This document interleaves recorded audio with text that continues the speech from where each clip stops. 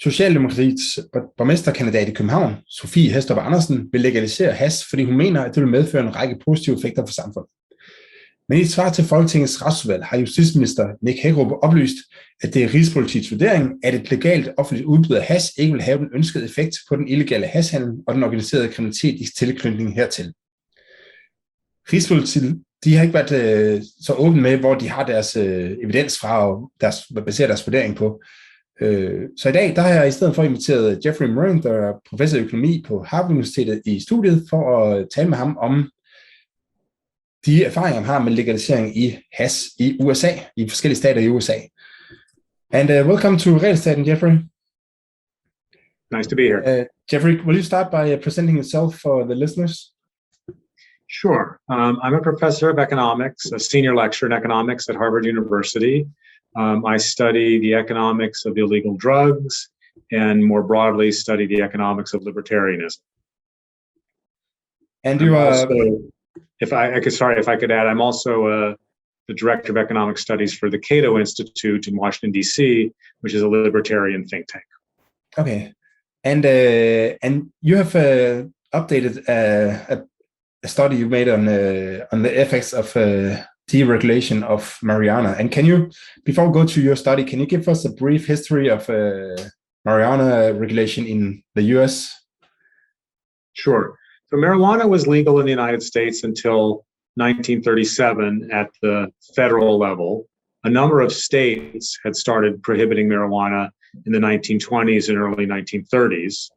The conventional view is that those state-level laws were partially directed against Mexican immigration. Mexicans were more frequent consumers of marijuana, so marijuana was associated with those immigrants, and this was sort of a backlash against immigration. And the federal measure in 1937 occurred shortly after the U.S. repealed alcohol prohibition. And so the standard thinking is that the enforcement authorities needed something to do when alcohol prohibition went away. And so they focused their attentions on creating concern and fear about marijuana and was able to convince Congress to pass the marijuana prohibition in 1937. And can you who did this? Who promoted this prohibition?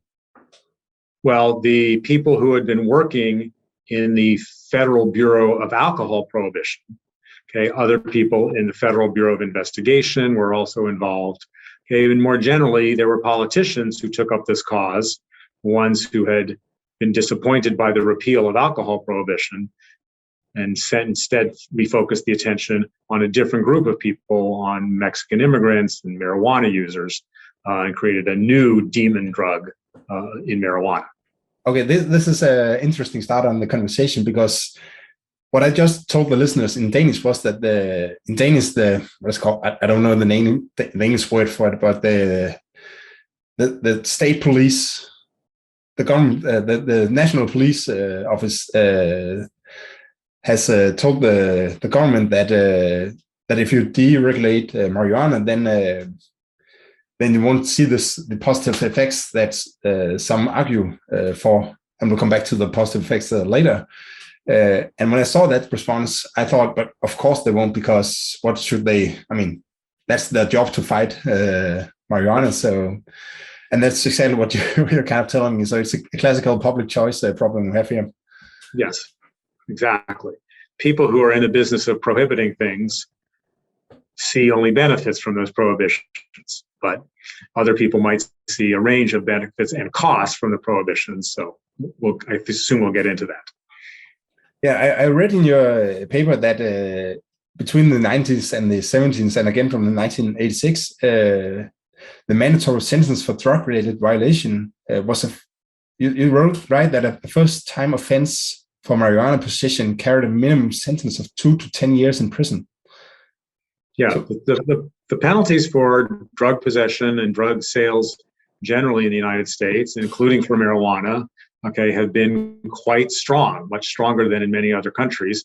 That's one of the reasons that even though other countries have prohibitions that superficially look similar to the U.S. policy, in practice, the U.S. is more disruptive and more It causes more negative side effects because it's a much stronger prohibition than many other places. So does this mean that if I was caught in 1960 with one single joint, then I would go to jail for 2 years? It means you could. It doesn't necessarily mean you would. Okay? Oh, okay. Many cases, the penalties that are on the books are determined to be smaller amounts based on plea bargaining. Okay, many cases of simple possession where you just have one joint, you would have gotten a suspended sentence or probation or something like that. But there are some defendants who the police suspected had done, other bad stuff, okay, in addition to possessing marijuana, who might have gotten those stricter sentences. And of course, it could be applied arbitrarily. If those long sentences are on the books, there's a risk that at least some of the people arrested for those crimes, okay, alleged crimes, will be sentenced to the long terms. Mm. But lately we have seen a deregulation of marijuana in the US. So can you talk a little about that? Yes, the US has actually had two waves of deregulation. Okay, the first occurred in the 1970s when a number of states did something that they called the decriminalization of marijuana, which means they reduced or eliminated the penalties for possession of small amounts. Okay, but the production and sale and distribution or possession of larger amounts was still illegal. Okay, so that happened in 10 states in the US in the period from about 1970 to 1980. But that movement toward broader legalization sort of faltered, mainly because crack cocaine came along, and that energized the drug warriors in the United States for the pendulum to swing back against marijuana and against sort of drugs generally. So we had a very punitive regime for all drugs in the 1980s and early 90s. But then in the 90s, there was a second wave of new thinking about marijuana, at least, and many states started to reconsider. The thing that happened first was that states legalized medical marijuana, the use of marijuana for medical purposes. And then somewhat later, about 15 years later, a few states legalized marijuana for recreational purposes, for any purposes. You didn't need any kind of prescription or any kind of medical condition. And so we now have well more than 30 states that have legalized for medical purposes and 12, 13 that have legalized more broadly. And so it's not legal under the federal law, the national law in the United States. It's legal under the state law in those places that are legalized. Okay? And it's only some states, not other states, but the enforcement has diminished in many of those places, even if they haven't officially legalized. So we certainly changed a lot, even though, it's still not a legal product like coffee or beer or things like that. So can you just explain to the Danish listeners, what does it mean that it's legal under federal law, but legal under state law? I mean, so does it mean if you're caught by the FBI, then you are punished? It means that you could be arrested even for possession of a small amount by a federal police officer. There are various kinds of federal law enforcement officers. And that happens occasionally, even for simple possession, although not often. But over the period since we started having these state-level policies, the national government has kind of gone up and down about whether they wanted to try to disrupt the state-level legalizations.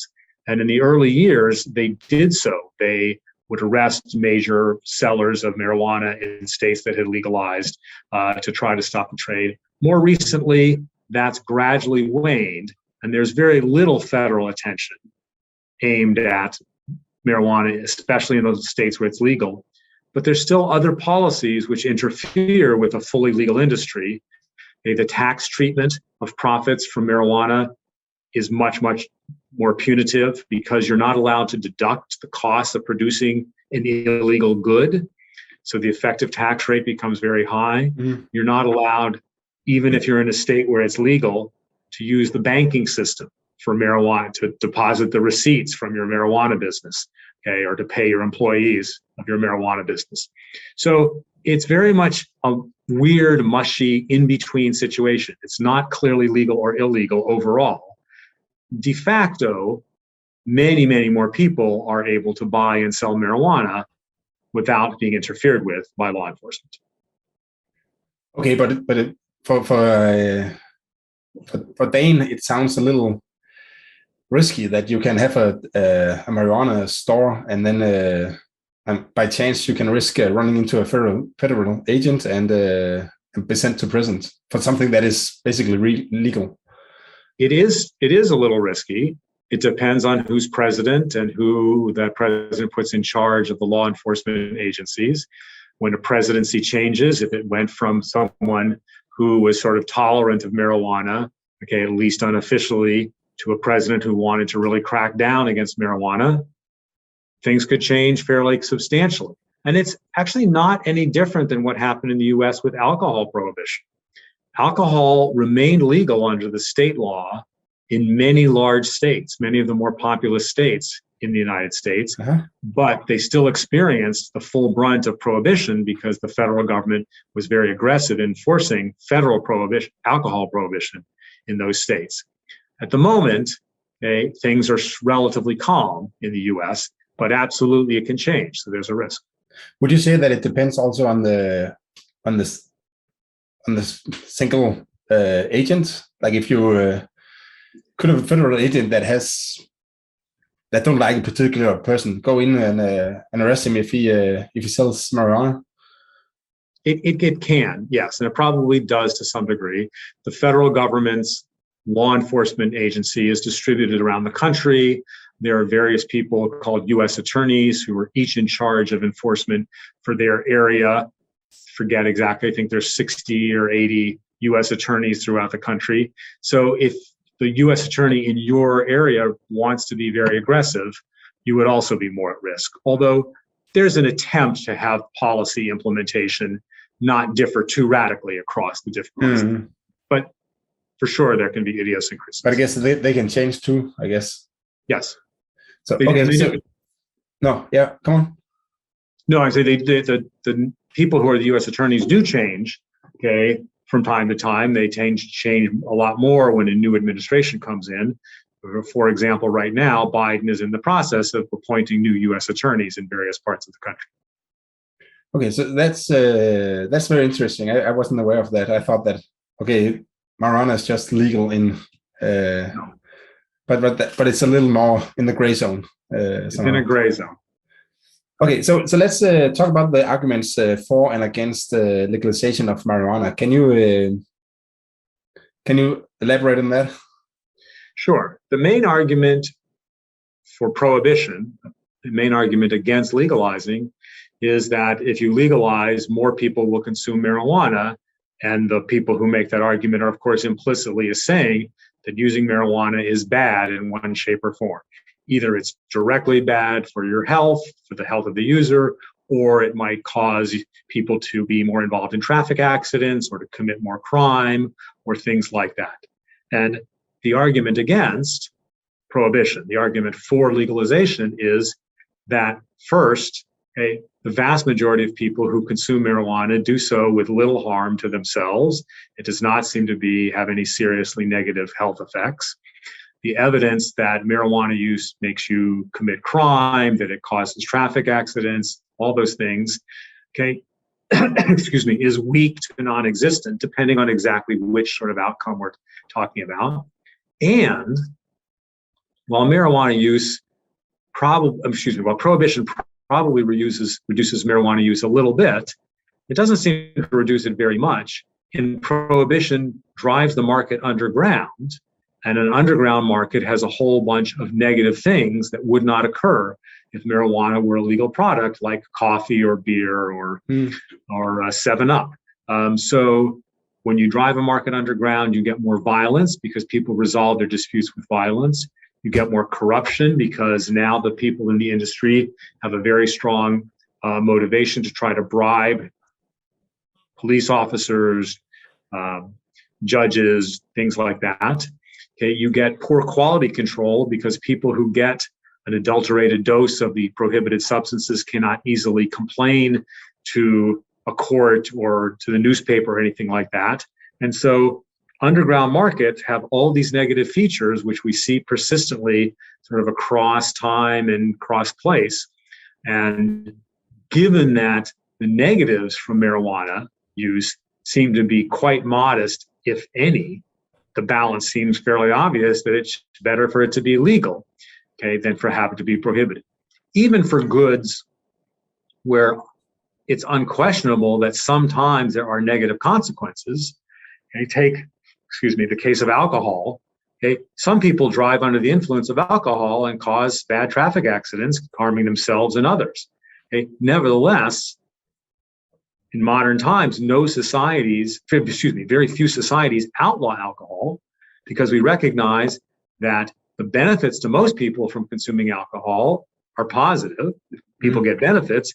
And, okay, if we tried to outlaw it, if we tried to reduce those bad things like driving under the influence by outlawing alcohol, we get all the negative effects of prohibition in the form of violence, corruption, and so on.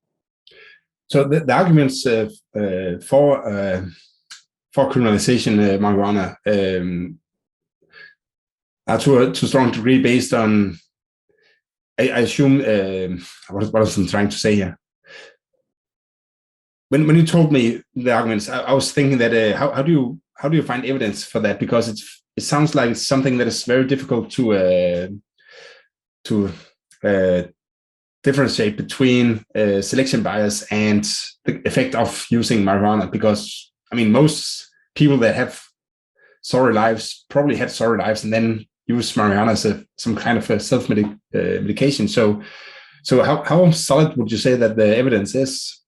I mean, I think the point you raise is important and applies to all sorts of studies about the negative effects of alcohol, of smoking, of illegal drugs. There's a selection as to who consumes those. And so when you see a negative relationship, you don't know whether it's because the substance caused it or because certain types of people engage in that sort of activity. There are occasionally ways that you can differentiate that when policies change in particular ways in some states, but not other states. I mean, say a state legalizes medical marijuana, and we look at what happened to the traffic fatalities in that state compared to a state that had not legalized recreational marijuana, then you would tend to assume that the differences were because of the change in policy. You don't have to deal with the selection effect particularly. And so there's a lot of evidence that is consistent with the claims that I was making based on doing that kind of an analysis. Yeah, but if the change in consumption is moderate, then you don't know if it's because of the consumption or because of something else happening because of the policy. For example, crime. If the change in consumption is very, very small, then for sure it's going to be hard to notice any other effects. They just won't be apparent in the data. But for some examples, there does seem to be enough of evidence of changes in consumption, okay, with important substitutions also occurring. So in the example I gave about alcohol, when we see marijuana become more available, there seems to be some degree of switching from alcohol to marijuana. Alcohol causes traffic accidents if you misuse it, and marijuana can cause traffic accidents, but apparently significantly less than alcohol. Alcohol tends to unleash more aggressive driving. Marijuana seems to promote more timid driving, if anything. And so the net effect on traffic fatalities from letting people make the choice more freely between alcohol and marijuana has been to reduce the number of traffic fatalities rather than to increase it. Because of this substitution effect? Because of the substitution. So basically people are looking for something to, some kind of drug, basically. And if they can't get marijuana, they use something else. So so often you see that to the argument that marijuana is a gateway drug. So if you start smoking marijuana, then you will move to stronger kind of drugs. Right. But what you say is that this effect can basically go in both directions. Like if you limit the access to marijuana, then you can. If you let people have marijuana, then you can also see less of these bad effects, because people will switch from something that's really bad, if you're driving, for example, to something that is less bad.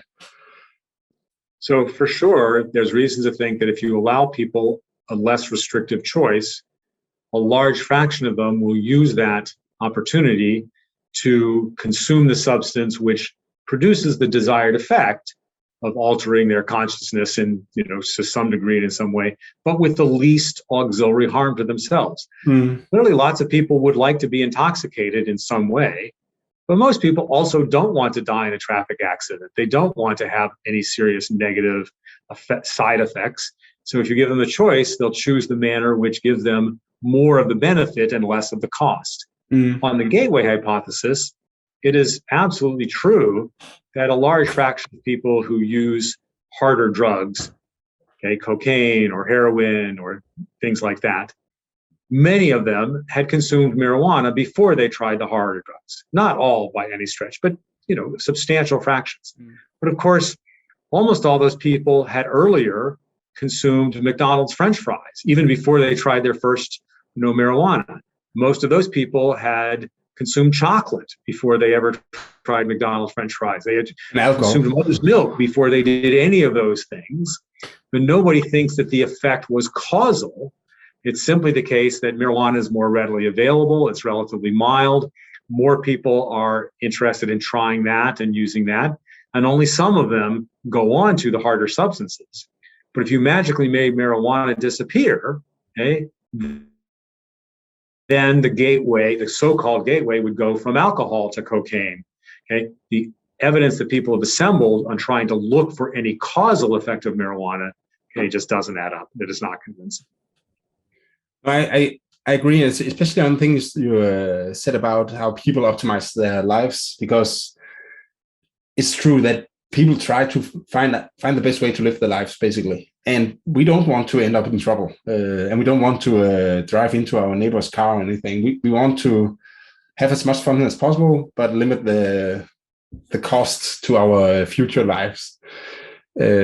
People were as self-destructive as the stereotypes promoted by the prohibitionists. Society would have ended a long time ago. Exactly. Because it relies on people having more or less reasonable instincts most of the time.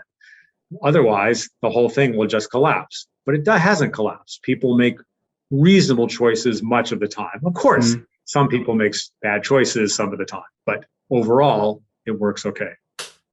And there's, I think some people also say that there are always rotten apples in the basket. I don't know if that's the phrase in English. That's in English. They say them in English. Yeah, okay.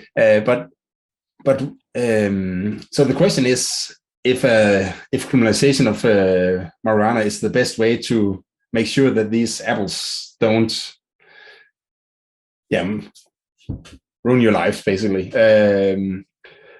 So what is your opinion on that? Like, how should you, if you have people who just want to get intoxicated and drive the car and don't care about it and other people and basically are reckless, how should we control that if it's not through criminalization of marijuana? Well, we can't solve it completely. No matter what policy does, some people will make bad choices, and some of those bad choices will harm innocent people. But we have laws against driving under the influence. If the laws on driving under the influence of drugs are slightly sort of more complicated, but we can certainly have laws about that as well. We punish people who do that. We take away their driver's licenses. In extreme cases, we put them in jail. But it's only going to work imperfectly. There's no doubt about that. There are, of course, other mechanisms that help. The existence of taxi cabs and Uber and Lyft means that people can go to a bar and get kind of drunk, and to a degree that they shouldn't be driving, but then they don't go on the road and drive themselves. They use other means of transportation. In a world with less hysteria about these concerns, we might be more successful at encouraging people to have a designated driver or to use Uber or Lyft or taxi cab to get home. So unfortunately, Uber is not available in Denmark because of regulation. So are there any ride sharing apps available? No. I mean, you have to use. I would say that's a mistake. Yeah. I would say that the apps, that those services, provide a benefit to the people who use them, and they have some unintended benefits that you don't think about right away, which is makes it easier for college kids to go into town and drink too much, but then get home safely because they didn't drive. They used to do. I'm pretty sure I read a paper about that, exactly that effect with Uber. Okay, so let's go to your findings in your study, and of course we'll link to your study in the show notes. But can you talk a little about what you find? Maybe we should start with consumption, because I mean consumption is the main thing. If you don't consume more, of course you won't crash more with your car. So can you tell us a little about what you find? So and how you do your study? The study looks at data from a number of states in the United States that have legalized recreational marijuana or medical marijuana, and it shows what happened to various outcomes that could be related to the legalization. Most importantly, how many people use marijuana, how many people use alcohol before and after the legalization in that particular state. And since different states legalized at different times, okay, you have plausibly some randomness as to when that happened, and therefore anything you observe comparing before and after is probably due to the institution of the legalization. So for use, okay, it mainly shows small effects. In particular, it shows very small effects on youth, perhaps some effects on adult use from some of the studies that have examined this, okay, but overall modest effects. Some of the effect that you observe is offset by decreases in alcohol consumption, accompanying the increases in marijuana use. Now, people are sometimes confused or puzzled that making it legal doesn't lead to a lot more use. I think part of the explanation is that many people were already violating the law, were already using, and the laws were already being enforced quite weakly, even before the official legalization. So then it's not so surprising that there was not that much change, because already people were pretty confident that as long as you weren't really stupid in the way you did it, okay, you would not get arrested for marijuana possession or marijuana sale. If you go and smoke a marijuana joint in front of a police officer, you'll probably get arrested. But if you do it quietly in your own home, the chances are very, very, very low. Okay? So it's still possible, and it seems to be the case, that some prohibitions that were aggressively enforced did have some effect in reducing the use of this prohibited substance. But even in those cases, the effect was modest, okay, not large. It is nothing out there suggests the conclusion from some prohibitionists that legalization would lead to a quadrupling or enormous increases in the number of people who use. Lots of people just don't want to use. It's like lots of people don't eat ice cream or drink coffee or drink alcohol or go skiing because that's just not in their interest. So the same seems to be true. Also, one thing I thought about was that that people who really wants to smoke marijuana, they'll go and find it, and they'll find a dealer that they trust, or a place where you can buy it that they trust, and then they will have more or less easy access to more marijuana. While people who just want it occasionally, like if I have some friends over and we want to smoke, I wouldn't do it if it was illegal. But if it was legal, I would do it. I don't know. I have never tried to smoke marijuana, although it's fairly common in Denmark, although it's illegal, because when I was in high school, for some reason I didn't like it. And now I think with small kids, it's not that easy, but in 10 years, I'll try it for sure. Anyway, but if it was legal, it would be probably more acceptable to invite friends that you don't know that well over for a joint. So I think one thesis I had was that maybe any increase in consumption would be from these people who don't really smoke that much marijuana. Exactly. Because there's a barrier. Illegal. There's some kind of fixed cost you have to pay for breaking the law Yes. But as soon as you've done that, then you just have to pay the price, basically. Right. For sure. If it's legal and you're at a cocktail party with adults and most people are having a cocktail, but a few people are passing around a joint and someone passes it to you, if it's legal, maybe you take a puff or two, you do it once in a while, but that doesn't add up to anything. Okay. It's a very, very small amount of consumption. The people who really cared about consuming it, almost all of them are already consuming it. Mm. Yeah. So for me, that's if that is true, and I don't know if you know that, but if that is true, then these bad effects that people say that will come if we legalize marijuana, then they probably won't come, because the extra consumption will be from people like me who are in total control of that, not total control, but have fairly good control of their life and have a good job and won't go directly to the next drug and end up on crack cocaine. That's not likely to happen at all for people like me and you. Right. Even if we smoke a joint now and then. Okay, so we don't see. So what you said was that we don't see a significant increase. We don't see large increases in consumption. Perhaps some small increases in consumption. Then people, given that, can you give us just when you say small, what's? I mean, a few percent. Oh, okay, so that's small. Okay.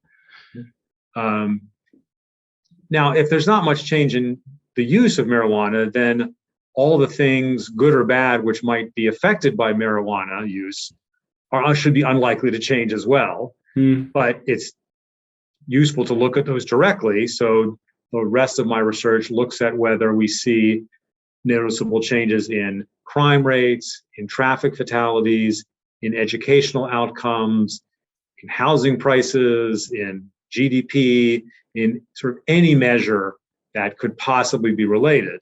Some of those, I think, were very unlikely to be related to marijuana policy one way, no matter what. But the short answer is the same as the one I've given about use, is you basically see very little change in use. I mean, in those outcomes. So again, you can't say absolutely nothing, but minimal, and in some cases beneficial.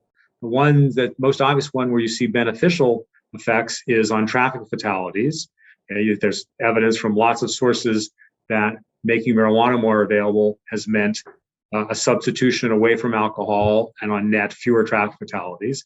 There's also some beneficial evidence with respect to mental health, suicide rates going down, in response to greater availability of marijuana, whether from medical marijuana laws or recreational marijuana laws.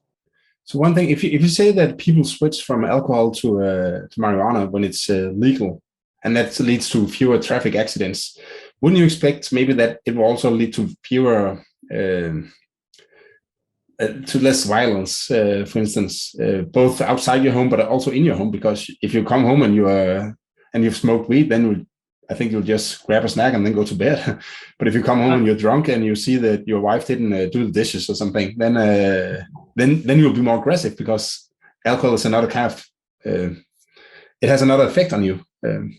That's possible, but again, the selection effect might be the dominant effect. The people who would have done violence to their spouses over not doing the dishes or anything like that were probably not the ones who changed their behavior as a result of the legalization of marijuana. So certain kinds of crime maybe would go down a bit because marijuana would become cheaper. And so some kind of income generating crime. But overall, again, we see very little effect, consistent with there was very little change in use. And so you wouldn't expect much change in these factors. Well, that's true. When the changes in use is that small, then it's very difficult to see. I mean, even if it is an effect, it's very difficult to see the effect in the total numbers, because there's so much other stuff going on. And another thing to say is that in the U.S. experience, we only have about 10 years of data to look at since the first legalizing states legalized. So, of course, there's noise in any data series. You're not going to get a very clear answer no matter what, especially over a short period. So that's another reason that we can't say anything super definitive, we can say that so far the data don't indicate increases of any significance in all of these things that people were worried about. So one thing you write is that that the perception of risk. So what you study find is that yes, there's an increase in the consumption after legalization, but there was also an increase before legalization. Yeah. So maybe what you see is just that people change their perception of marijuana, and you write that in essence, rising marijuana use may not be a consequence of legalization, but a cause of it. Can you explain what you mean by that to the listeners? I think I know what you mean, but I think part of the story there is that over time, more people might have been smoking marijuana. Certainly, the social acceptability of smoking marijuana had been going up since roughly the mid-1990s. And so if more people, whether they smoke or not, realize that they shouldn't be concerned about anybody's marijuana use, then they're going to be more open to allowing it to be legal. Mm-hmm. Okay, so any increase in use or any change in attitudes toward use is likely to lead to a situation where it's more likely that a ballot initiative or a change in the law will allow it to be legal. Yeah, so basically, I think what you see here is that that voters get what they want basically from the politicians.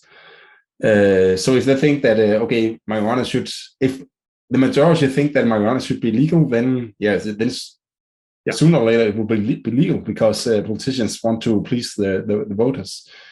And I think when I read what you wrote here, I thought about a lot of other things where people argue that the state did something and then everything was better. But for example, in Denmark, it's illegal to hit your kids, and some people say that the state did that, and that's why we don't hit the kids anymore. But I think basically, we stopped hitting our kids, and then the politicians say that okay, we should now we can make a law forbidding that. So basically, I agree with you on this. And the tricky thing with your study is that this also affects the behavior, right? So it both affects the law, because if people think that marijuana is okay to use, then they want it to be legal, and that affects the law. But it also affects the consumption of marijuana, and that's probably what you see in your data. But I'm sure it's part of what we're seeing. Hmm. You also have an interesting section about the prices of marijuana. Can you talk a little about how you measure the price of marijuana and also what you find? So we measure the prices of marijuana in a way which might be accurate. We can't say for sure, but there are websites where people post the prices that they paid for their most recent purchase of marijuana, and that exists in a number of states, and it goes back for a fair number of years. There are enough observations there that you might be getting a reasonable average across all the different purchases. And the numbers come out to be so consistent. These websites were available before legalization? Sorry? The websites, they were up and running before legalization? No. Okay, after legalization. So it's the websites mainly have data post-legalization. So it doesn't give you any clear indication of the effect. Now, what some people who are prohibition leaning expected was that once you legalize it, the prices will plummet, because they say marijuana is just a weed. It doesn't cost very much to grow weeds. And so it'll be, instead of $300 an ounce, it'll be $30 an ounce. I've argued that that's incomplete analysis. If we looked at a whole set of other commodities like potatoes versus potato chips, or coffee beans that are on the tree in Latin America versus a cup of espresso, in Cambridge, and so on, that there's a huge amount of increase in the price per unit of the good as it moves through the supply chain, partially because it's becoming a different good. A coffee bean that you just took off a tree isn't attractive to eat at all. You have to do all sorts of things to it before it becomes a pleasant cup of coffee. So that adds costs and all those sorts of things. And the ratio of the retail prices of the consumer good to the farm gate price of the raw commodity is often quite large. So we don't have complete data yet because, as we discussed, marijuana is not fully legal in the United States. So we can't really look at what the prices are under complete legalization. But so far, it suggests that prices went down. But they went down by 20, 30%. They didn't go down by 90%. So that's, at some level, irrelevant. To economists, the price is whatever the price is. It should be somewhat reassuring to people who are worried about increases in use, because the price didn't go down so much that it makes it accessible to like every 10-year-old or anything like that. It's still somewhat expensive. I still think that's a little surprising, because when you read the papers, then, I mean, there's a place in Copenhagen where you can go and buy weed. I mean, it's illegal in Copenhagen, but there's a place where you should go, and the gangs are fighting about who has the right to sell marijuana in this place, and some of them gets shot now and then,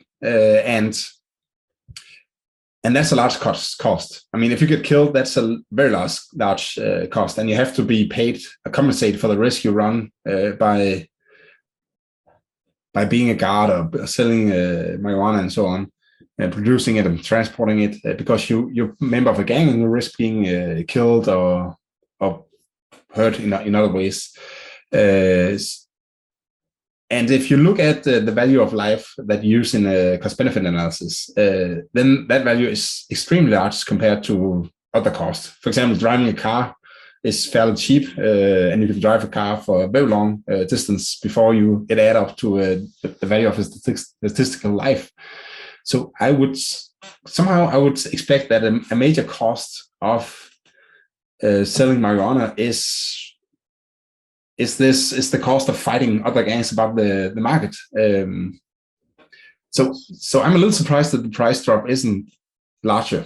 So what do you think about my thoughts here? So you're right that there are costs incurred in an underground market that you don't incur in a legal market, for sure. And those should go away. On the other hand, if you are in a legal market, okay, you're going to be paying taxes. That raises the price.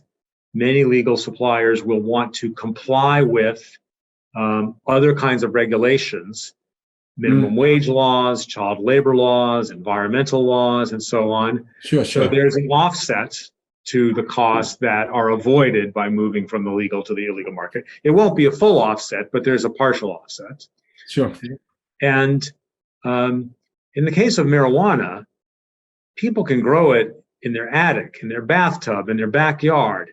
So I don't think there was much left of the violent marijuana trade, because there was it was too easy to grow all over the world, all over the country. And so it was impossible for the police to really interfere in a significant way. It was hard to imagine a cartel controlling marijuana, because anybody facing a cartel price can just go grow it in his backyard, and so on. So I think you're right. It's a little surprising, and certainly I can grow tomatoes and cucumbers and whatever in my backyard too, but it can't get nearly as cheap as I can buy it in the supermarket. So I think this is a short-term effect, and maybe related to the complications of the federal and state laws that we talked about. But if marijuana is fully legalized and just as normal as growing potatoes, then you will see a significant price drop, because if farmers start growing wheat, then they are so effective. Well, let's think about beer as a comparison. Okay, beer can be made very cheaply. Okay. Yes. And it's basically, so. How much did a beer cost in the 30s? Before and after, do you know that? There are some data on that.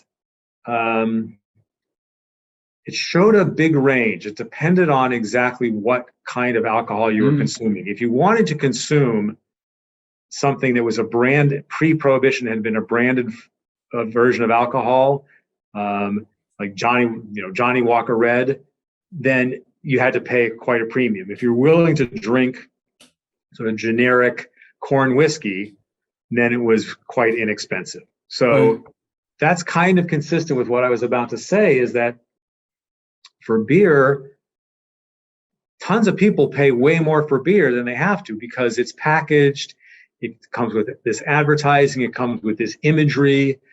There is very cheap beer available. If you want to drink really, really cheap beer, you can do so, but most people don't do so. And so I would expect that marijuana will come in cigarettes that might have filters. It will come with flavorings. It will come with all these other things which are going to allow the manufacturers, the sellers, to command a higher price, except for people who are willing to just buy the most generic version of it. Okay, but the effective price for a lot of consumers is still going to I think is going to be higher than what's implied by it's a weed and it's growing weeds is basically, free. So anyway. Yeah, maybe you're right. Maybe, there's a possibility that we're both right and we won't, and we can never see who was most right because as things are getting legal, consumers will and companies will make other products basically, and also if so maybe you won't smoke a joint that we know today, but some more advanced product, and also maybe consumers will switch. Like today, we have kind of you talk a little about that in the paper. You find that the price gap between high quality and low quality is widening, right? Yeah. And maybe, so if you see a price drop on maybe there's a lemon problem that you solve by legalizing, Akerlof lemon. Yeah. So now you go down and you buy something and you don't know if it's a bad product or a quality product. So you don't want to pay a high price for quality. Yes. But now this problem is solved, and you will switch from low quality weed to high quality weed.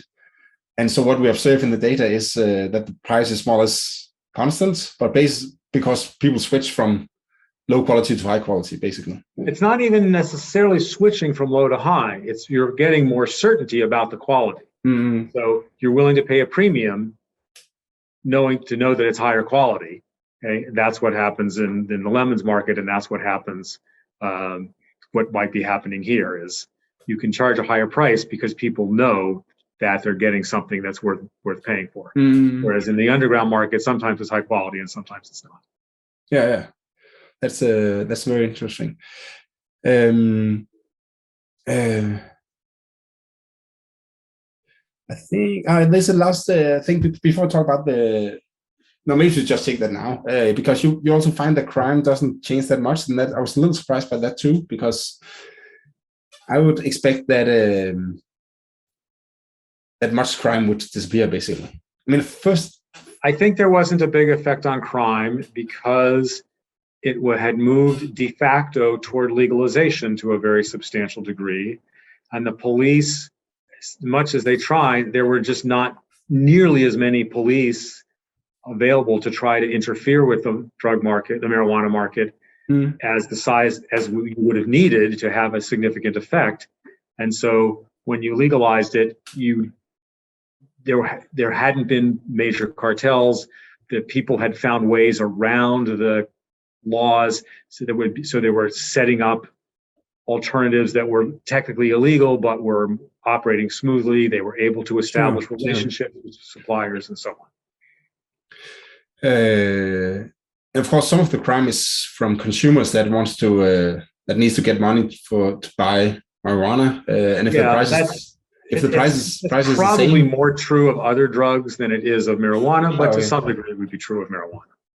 Okay, there's one thing that I thought about was that Do you think this could be because you look at short-term effects and not long-term effects? Because one of the arguments I've been using, and maybe it's wrong, I don't know, but is that, like, if you're criminal today, maybe if you decriminalize marijuana, then your job is to be criminal, so you'll just switch to other types of crimes.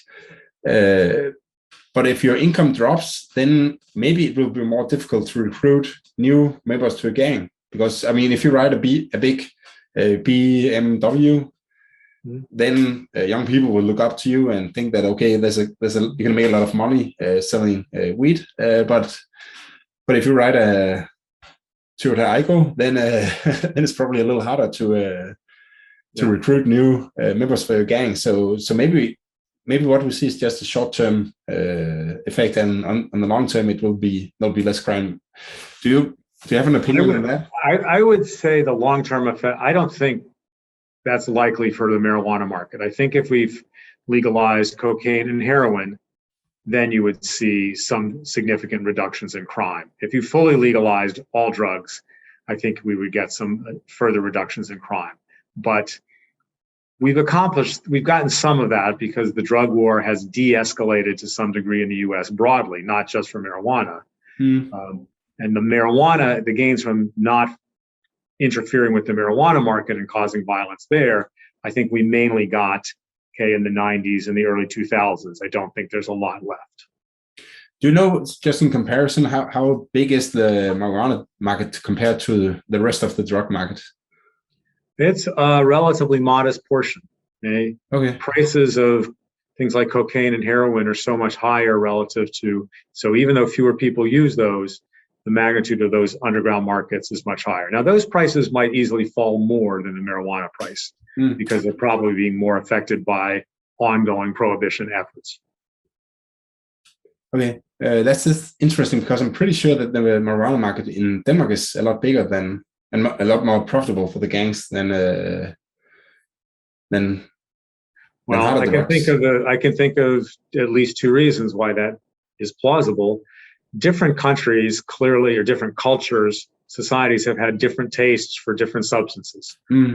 Okay, the taking pills, taking amphetamines is more popular in some countries. Other countries, alcohol is more popular. Other countries, morphine or heroin are more popular. So maybe it's just a difference in the underlying preferences. But in addition, I don't know if anything specific about Denmark, but I think that the degree to which doctors are willing to prescribe these other substances is much greater in Europe than it is in the US. So there's sort of a gray market, especially for opioids in European countries, that helps keep the black market much smaller. Yeah, maybe I don't know anything about that. So I don't know. I can't confirm or. Okay. So Well, we'll have to take it as a hypothesis. Just leave it as a hypothesis. There's one last thing you look at, and that is budgetary impacts. And I assume that's taxes on marijuana, and that's maybe you should just tell us what you find there. So what we find is that obviously in theory, if we legalize it, we should be able to tax it. We should be able to pose tax rates similar to the ones used on alcohol or tobacco and collect some non-trivial amounts of tax revenue. That's indeed what's happened in the states that have legalized medical or retail marijuana. Some states don't tax the medical marijuana, but they do tax the retail marijuana. And so the amounts are noticeable. There's certainly, pluses from standard perspective, but they aren't going to solve the budgetary problems of the US or the European economies. When you have $1 trillion deficits generating, say, 30 million in revenues, you have $1 trillion deficit generating 30 billion in revenues, is just like rounding error. So it's a plus, but it's not the single most important thing. It's just kind of icing on the cake. Okay. But there's a plus. There's a plus. Just to be clear, it's a plus in the sense that it allows you to lower other tax rates. It's whether you think it's a plus to have more tax revenue depends on whether you think government should be bigger or smaller. That's true. And I'm a libertarian, and I think it should be smaller. So I don't want government just take that tax revenue, do more spending. I want it to, because it's getting that tax revenue, to lower other tax rates so that overall taxes don't go up anymore. But still, it's a little interesting that you can legalize marijuana and nothing happens. A little fewer traffic accidents. Yeah. And then the politicians get some money. Not a lot. Politicians get some money that they can spend, and that makes many voters happy. So why do you think that? Why don't we see this in first of all in more states in the United States and in Europe and in other countries in the world? You know, the selection thing you mentioned is sort of relevant in a slightly different way. Different states have different political views, so the legalizations are mainly occurring in states that are, in the U.S. nomenclature, are blue states, are Democratic, are liberal-leaning states. And there are they also had a higher consumption of marijuana to begin with. And the states that had higher consumption of marijuana. And we also, have a strong vested interest in keeping marijuana illegal. Okay, the people who run marijuana treatment centers, the police officers who make their livings by busting people for marijuana and all that sort of thing, they don't want to see it legalized because that would then tend to eliminate the demand for their services. And so it's hard politically to make changes once any kind of policy is in effect, because that policy almost certainly benefits somebody. That's why it got created in the first place.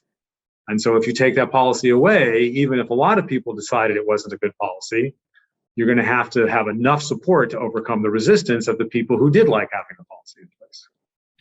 Yeah, there's when I do presentations, I often have a picture of with a priest and Al Capone, and they both have a sign saying "prohibition now." and for me, it's that like this. There are two type of arguments, or two kind of stakeholders in this. Like the ones who wants to use regulation to make other people's lives better, and that's the intention anyway. And people who wants to use regulation to increase their own profits. Yeah, bootleggers and Baptists. Yeah. Yes. Exactly. And I guess that's what we see here, and that's why I was suspicious about the Danish police response to the government, because even though I don't say that they're lying. I don't think so. I think they are honest, but I think they are biased in a way where they see problems that make them argue in favor of things that will keep them employed, basically, keep their jobs safe. Not because they're lying, but just because that's the way you see the world. Maybe because of the selection biases we talked about before. Okay, Jeffrey, do you have any comments in the end here? I don't think so. I wish you good luck in Denmark making some progress there. Yeah, would you legalize marijuana if you were to decide? Oh, of course. What about crack cocaine and other drugs? Yes, everything. Cocaine, heroin, amphetamines, et cetera, et cetera. I would legalize everything. And can I ask why? For all the same reasons we just discussed, because prohibiting them is the worst possible way to try to reduce the harms that sometimes occur when people use any of these substances. Completely accept that they're sometimes misused. Sometimes that causes harm to the user. Sometimes that causes harm to innocent third parties. But outlawing it makes things worse, not better. Okay. Things like laws driving under the influence, possibly treatment centers, possibly education efforts, those things which are not coercive, okay, which recognize that there's nothing inherently wrong with consuming these substances so long as you aren't harming other people. That's the framework, I think, that will get us to the better balance. I think we're back to the thing we talked about with people wanting to, most people want a good life. Yes. And if they end up using crack cocaine, it was a mistake. They didn't mean to do that. They didn't want to end us in a situation like that. So basically, we should help them instead of criminalize them. And many people use the harder drugs in ways that they see as beneficial. You know, lots of people find that they can relieve all sorts of different kinds of pain, mental and physical, with opioids. Okay, and they can do so without any obvious negative or substantial side effects on their own health. Okay, so even if prohibition kept some people from misusing heroin, it's keeping other people from using heroin in a way which is beneficial to those people.